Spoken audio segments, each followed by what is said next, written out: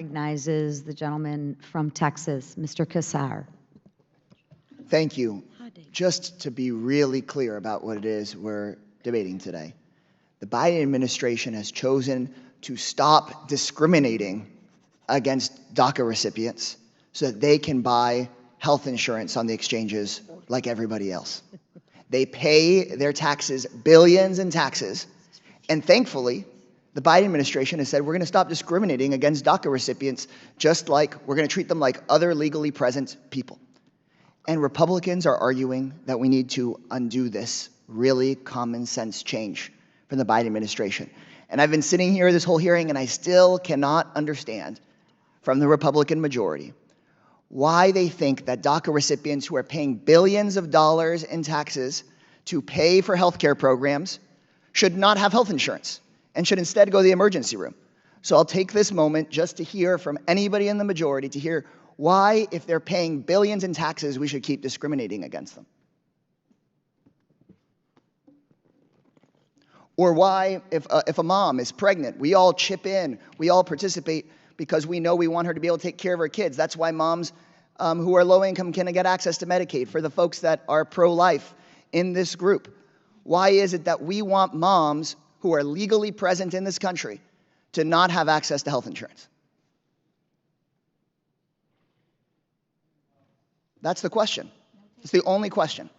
If there's any takers, we have been in bipartisan hearings where we've engaged productively. This is confounding, and nobody, I want to hear why a mom who is legally present, who has paid her taxes, that we make sure we take care of moms in this country, but then we say, no, DACA recipients, we're going to take your labor, we're going to take your talents, we're going to take your sweat, we're going to take your blood, we're going to accept your brilliance, your talents, your inventions. But no, if you get pregnant, we're not here. You don't need health insurance. Chairwoman, anyone?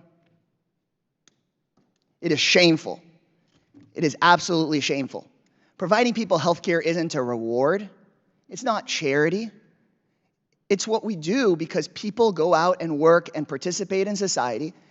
And when my seniors need access to Medicare, I don't say this is a reward or this is charity. I say, thank you. This is what we owe to one another. And we should do the same thing no matter who you are or where you were born in this country. It is not a reward. We should just be doing the right thing. What DACA recipients have been asking for isn't charity.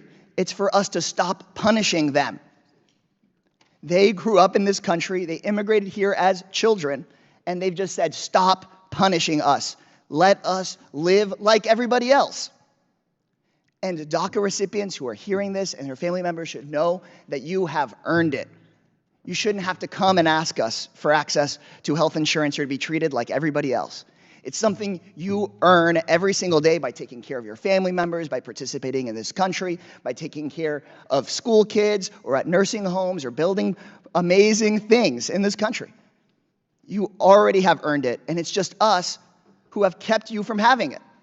But thankfully, the Biden administration wants to stop this one little bit of discrimination, and we have a whole hearing about it, and nobody's willing to say why they want to take health insurance away from a pregnant mom, or why they don't want to let somebody buy health insurance, why they want to send them to the emergency room where it's going to cost us more money and where people will die. We want to stop punishing people. We need to get to a place where we recognize we actually grow our economy, grow our tax base by including more and more people. Come to Texas, come to a construction site, and tell me what building gets built without immigrant workers. Tell me what inventions get invented without immigrant workers. Just come. But instead, what we see from Governor Abbott is punishing people and, frankly, killing people because he is putting drowning devices in the Rio Grande. A trooper just blew the whistle and said that they are putting out orders that will kill people. We got to stop punishing people, and we should just actually answer the hard question, which is, why should politicians keep on running to build their own power by punishing folks and threatening their lives? So I want to thank the Biden administration for doing the right thing on this, and I'll still be here waiting to hear just the baseline answer for why we want to take pregnant moms off of health care. Thank you, and I would like to respond to that. Please. We are happy to have that conversation regarding immigration, and I think Congress is the appropriate body of the government to have that conversation. What I think people are irritated with, and I can speak for myself, what I'm irritated with is we have 3 co-equal branches of government to do that. We need to have the appropriate conversations in the appropriate bodies of government agencies, not by with the swipe of a pen with either the agency or the executive branch. So again, sir, I'm happy to have those conversations. So, and Chairwoman, that's what, would you... let me, if Go ahead. the gentleman will let me finish, is in response to your question, that's why we need to have the conversations. But what I'm tired of is the agencies playing the end-all, be-all, and with a swipe of a pen, reinterpreting definitions or just changing the rules, changing the definitions altogether. I mean, we talk about DACA recipients being children. The average age is 29. So, sir, again, I think you bring up a very, very valid point. This is the body to have those conversations. We have got to stop letting the agencies run with these. We have to follow the law. We are a land and a nation of laws.